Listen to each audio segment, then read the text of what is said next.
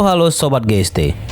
Tahun 2021 sudah ditutup dengan turnamen akhir yakni BWF World Championship ataupun kejuaraan dunia badminton yang berlangsung di Huelva, Spanyol. Dan dari 5 sektor yang diperebutkan, 3 gelar diraih negara Asia Timur, yakni 2 gelar diamankan oleh Jepang dan 1 oleh China. Dan 2 gelar lagi siapa sangka direbut oleh 2 negara Asia Tenggara guys, yakni tetangga kita Singapura dan Thailand. Padahal sebagai catatan, tim Indonesia tidak mengikutkan atlet pelatnasnya di turnamen ini. Wah, kalau ikut mungkin bisa beda cerita ya guys. Kalau Latin punya takdir alam dan genetika dalam sepak bola, entah kenapa Asia Tenggara dan Asia Timur ini seakan mempunyai genetik untuk skill bulu tangkis ya. Sini kita semakin semangat membahas kemajuan bulu tangkis di Asia Tenggara. Dulu nama Indonesia dan Malaysia mengemban sebagai wakil Asia Tenggara untuk merusak dominasi Asia Timur yang biasa dikuasai oleh Jepang, China, dan Korea. Tambah lagi sekarang ada China Taipei. Namun sekarang Singapura dan Thailand datang menjadi pesaing dan memberikan kejutan kepada dunia bulu tangkis,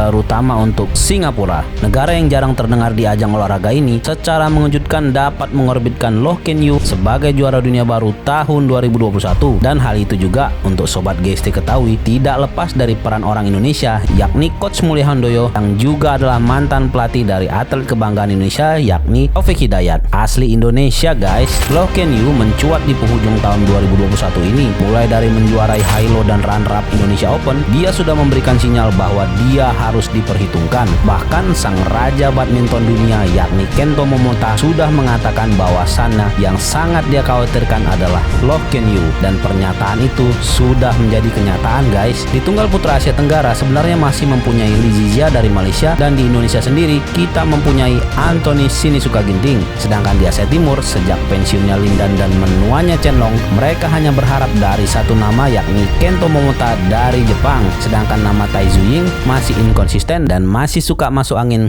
kalau main. Sama-sama lah ya kayak Ginting. Waduh. Jadi bisa lah diadu nih Asia Tenggara kalau masalah sektor tunggal. Dan jangan lupakan Denmark di sektor ini karena mereka mempunyai Victor Axelsen dan Anders Antonsen. Sedangkan di tunggal putri harus kita akui Asia Timur masih super power. Ada nama Akane Yamaguchi, An Seong, Tai Tzu Ying, Chen Yufei. Sedangkan di Asia Tenggara mungkin hanya satu nama saja yakni Ratchano Intanon yang berasal dari Thailand yang bisa bersaing dengan pesaing-pesaing dari Asia Timur. Masa mau nurunin Georgie sih? Ups, jadi bisa dibilang kita kalah telak ya di sektor ini. Nah, di ganda putra mungkin masih seimbang, di mana Indonesia masih bisa mendominasi di sektor ini. Minion masih menjadi yang terbaik ataupun andalan, dan sedangkan Jepang mempunyai senjata baru yakni Hoki Kobayashi yang sama on fire-nya seperti Decapol dan Sub-Zero yang menyapu bersih turnamen-turnamen akhir tahun. Sementara selain nama itu ada Liang dan Wang Qilin dari Taipei yang kita kenal sebagai juara Olimpiade, yang belakangan ini namanya semakin mencuat walaupun di penghujung tahun kayaknya kembali ke setelan pabrik ya, kalah mulu. Sedangkan di Asia Tenggara selain Indonesia ada Malaysia yang mempunyai Aaron Chia dan Sowoyi. Lumayan sadis nih pasangannya, seterunya Minion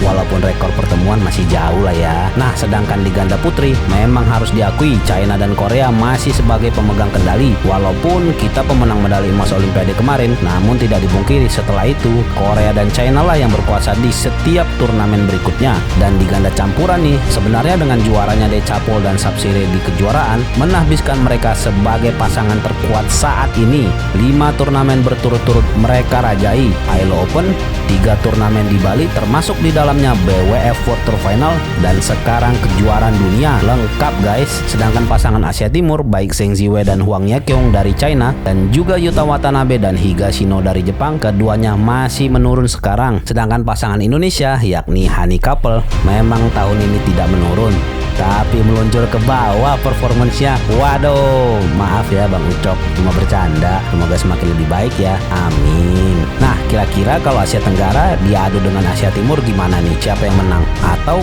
siapa yang layak mendominasi? Kita lihat aja di tahun 2022 ya. Semoga Asia Tenggara bisa berjaya dari Indonesia tentunya. Kalau Malaysia mungkin harus bersabar dulu ya. Aduh, sorry.